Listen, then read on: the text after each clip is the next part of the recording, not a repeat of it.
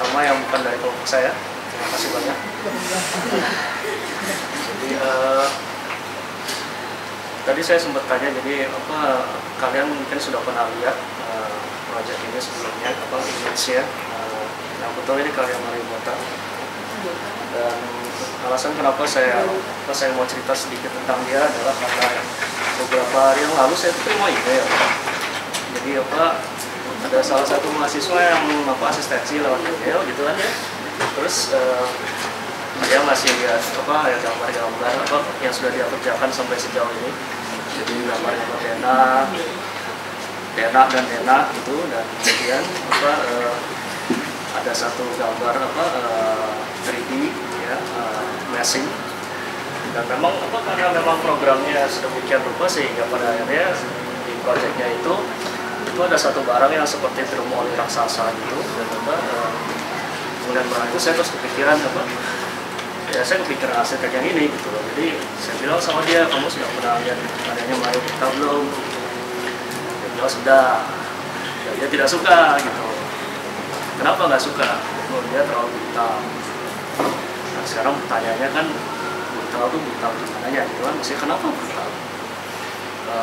Apanya yang bikin dia kelihatan brutal gitu kan ya? Karena terus terang menurut saya sih, dan saya pernah lihat langsung salah satu karyanya gitu ya. Jadi dia datangin langsung gitu. Menurut saya desain dia itu sebetulnya tidak brutal gitu.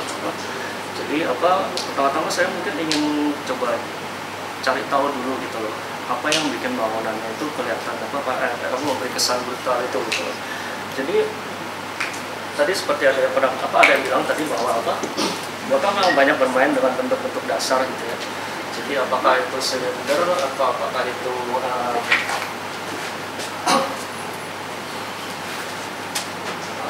kotak box gitu ya. Dan kemudian yang dia lakukan itu adalah dia mencolok bentuk dasar yang dia pakai ya. Jadi substraksi. Dan ada beberapa yang juga ini ya adisi tambahan. Di sini contoh yang ini adalah yaitu dia mencolok bangunannya gitu, sehingga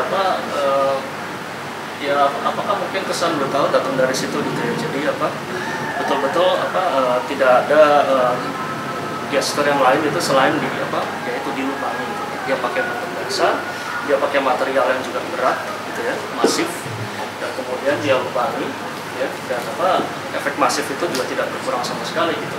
Mungkin malah bertambah gitu, karena sekarang kita bisa melihat volumenya kan, ketebalannya gitu. Jadi memang kelihatan ya saya sempat nyebutnya primitif gitu. Jadi seolah-olah kayak ngeliat gua gitu, jadi dinding dilubangi gitu, dan kemudian kita punya satu void besar gitu, gelap dah gitu. Jadi mungkin dari situ datangnya kesan itu. Dan ini diulang-ulang terus itu, bahasa arsitektur yang sama diulang-ulang terus untuk berbagai jenis program dan juga untuk berbagai lokasi gitu. Jadi satu hal yang menarik di situ menurut saya ya, kenapa saya bilang bahwa desain dia itu sebetulnya tidak brutal, itu karena paling tidak ya sejauh kita anggap arsitektur satu objek arsitektur itu sebagai ya katakanlah sebagai suatu diskurs gitu sebagai suatu pesan gitu ya.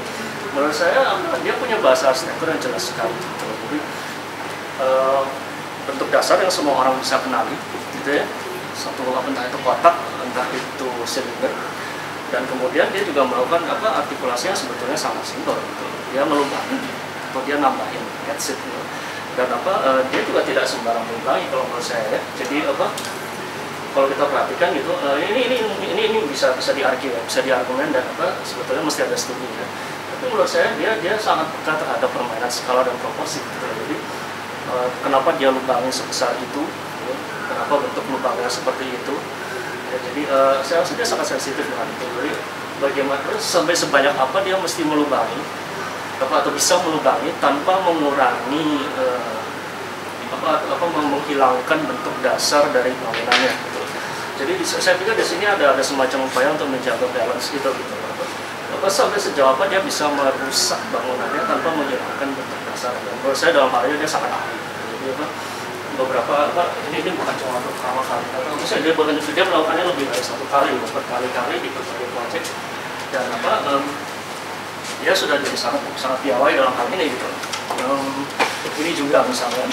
Nah sekarang mungkin yang jadi apa yang bisa kita tanyakan juga adalah kenapa dia misalnya melubangi atau misalnya apa yang menambah objek apa bentuk dasar yang dia pilih itu di misalnya kalau di sini corner gitu. Jadi apa kalau dilihat kelihatannya memang dia apa melakukan ini sebagai katakanlah semacam respons gitu ya terhadap konteks gitu. Jadi kita bayangin gini lah, kalau kita menggunakan bentuk dasar yang sama gitu ya, entah itu kotak, entah itu silinder atau bola kali bahkan di dalam apa berbagai proyek yang berbeda, program yang berbeda, lokasi berbeda gitu ya, dengan latar belakang budaya dan sebagainya yang berbeda. Bagaimana caranya kita membenarkan gitu, menjustify atau melegitimasi apa yang kita lakukan gitu. Jadi apa benda yang sama dipakai di tempat yang berbeda-beda gitu. Salah satu caranya saya pikir paling tidak secara fisik ya, yaitu adalah ya gini, apa maksudnya dia merespons konteks fisik di sekitar bangunannya itu dengan ya ini apa di mana dia menempatkan apa artikulasi ini apa lubang-lubang kayak gitu. Jadi dari suatu objek yang sifatnya netral ya, tanpa identitas yang spesifik. Kemudian dia melakukan apa? Dia melakukan artikulasi itu tadi, dia melubangi atau dia menambah, sehingga dengan demikian barang yang semula itu netral itu sekarang mempunyai konteks. Gitu.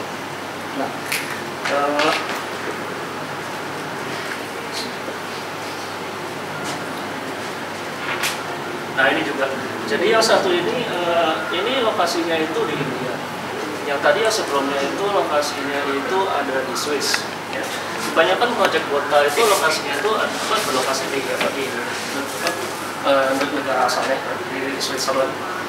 Tapi ya dia juga melakukan hal yang kurang lebih sama untuk semua untuk lokasi yang berbeda gitu. Jadi di India pun dia juga melakukan dia pakai bentuk dasar itu, dia pakai silinder ini dipotong, ya.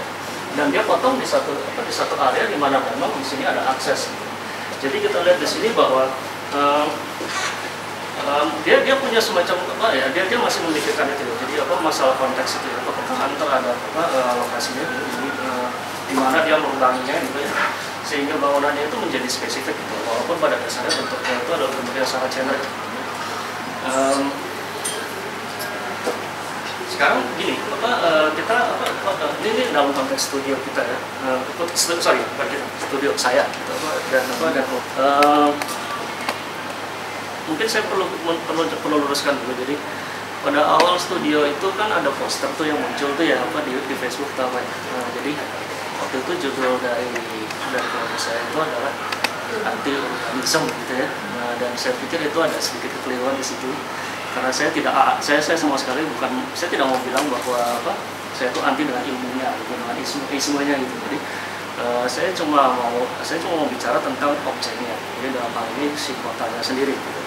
Nah sekarang yang saya maksud dengan anti urbanisme sebenarnya apa sih? Jadi saya ngambil contoh kota ini dalam kaitannya dengan itu. Jadi saya gini, saya melihat ada dua level sebetulnya. Kalau kita bicara tentang satu objek arsitektur yang mempunyai karakter itu tadi. Jadi satu hal yang menjadi karakter dari satu objek arsitektur yang anti urban, kalau menurut saya itu adalah adanya semacam keterpisahan. Jadi saya menyebutnya detachment, atau mungkin lebih jauhnya lagi bahkan ketidakpedulian. Jadi ketidakpedulian terhadap apa yang terjadi di sekitarnya. Kalau mau bahasa gaulnya ya lu gue dah. Jadi apa yang kita lakukan di dalam lahan di mana kita mendesain itu adalah sebenarnya ya urusan kita gitu. Dan itu sama sekali tidak ada sangkut pautnya dengan apa yang terjadi di luar gitu. Kalaupun ada, maka kontak itu sebetulnya sangat minimal. Kalau dalam kasus kota ya sebenarnya juga begitu, dia punya order sendiri ya. Bisa berdiri dimanapun, di tempat manapun ya, karena bentuknya memang sangat basic. Dan satu-satunya yang kalau mau dibilang satu-satunya persentuhan dari objek arsitektur yang dia rancang dengan sekitarnya, dengan lingkungannya, dengan konteks fisiknya itu ya adalah ya ini tadi itu bukaan itu, coakan itu atau tambahan pada blok masanya yang basic itu gitu. Jadi saya bahkan akan mengatakan dengan sedikit lebih jauh lagi dengan bilang bahwa dalam kaitannya dengan kota Maka pada dasarnya posisi kota, posisi urban terhadap objek arsitektur dalam arsitektur kota itu ada di bawah. Jadi kota itu berkepentingan untuk membentuk atau maksudnya melayani si arsitektur si objek arsitekturnya. Jadi maksud saya gini loh. Satu-satunya satu-satunya peranan kota di sini atau konteks di sini itu adalah untuk memberi karakter bagi bangunan yang dirancang oleh kota. Jadi pada prinsipnya juga tidak, saya pikir dia pada dasarnya tidak terlalu ambil pusing gitu dengan apa yang terjadi di sekeliling bangunannya gitu. Sehingga karena itu ya dia bisa bikin bangunan yang bentuknya sama di mana-mana gitu. Jadi satu-satunya alasan kenapa satu-satunya alasan bagi kota untuk eksis itu adalah untuk memberi konteks bagi bangunannya gitu, dan bukan sebaliknya. Jadi kota itu berada di posisi yang katakanlah hierarkinya lebih di bawah daripada si objeknya sendiri. Ini juga beberapa contoh lain dari karya dia ya.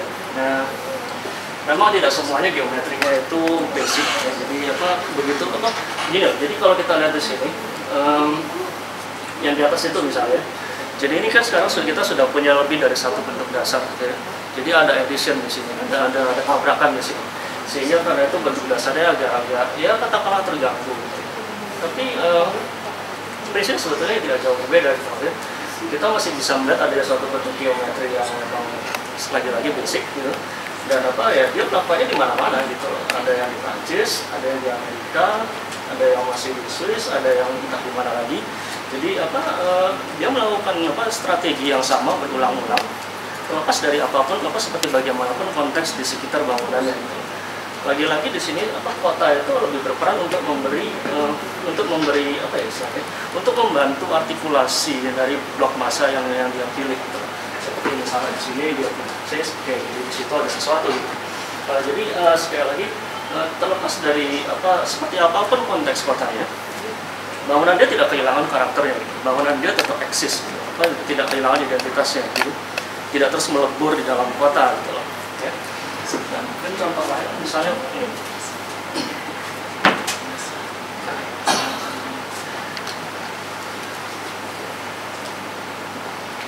Setahu saya sih ini tidak dibangun ya. Ini kompetisi, kalau memang dibangun ya sorry, berarti informasi saya dulu. Yang ingin saya kasih lihat di sini tuh terutama lihat yang ini. Jadi melihat blok plan yang ini ya. Jadi kita punya satu blok ya. Dan kemudian di dalamnya ini ada dua box dan satu kayak silinder yang dipotong gitu ya. Kita lihat di sini relasi antara si objek arsitektur dengan ruang di mana dia berdiri gitu. Terlepas dari terlepas dari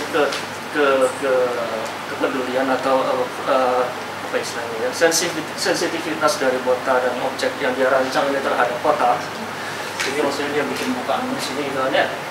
Dia merespon sesuatu yang ada di sana gitu. Dan dia bikin bukaan ini kan bagus ya.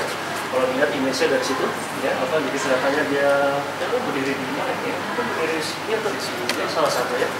Nah, jadi memang ada kepedulian itu gitu. Tapi hanya sejauh itu membantu mengartikulasi objek yang dirancang gitu. Jadi kita lihat di sini bahwa karakter dari objek yang objek-objek yang dia taruh di dalam ruang terbuka itu sama sekali tidak hilang ya. Boxnya tetap box ya. Terus ini si silinder yang terpotong itu juga tetap seperti itu. Jadi bentuk dasar itu tidak hilang. Jadi objek arsitektur itu tidak lantas lebur di dalam kota gitu. Dia tetap berdiri secara independen, tidak kehilangan identitasnya. Untuk lebih jelasnya saya kasih perbandingannya gini.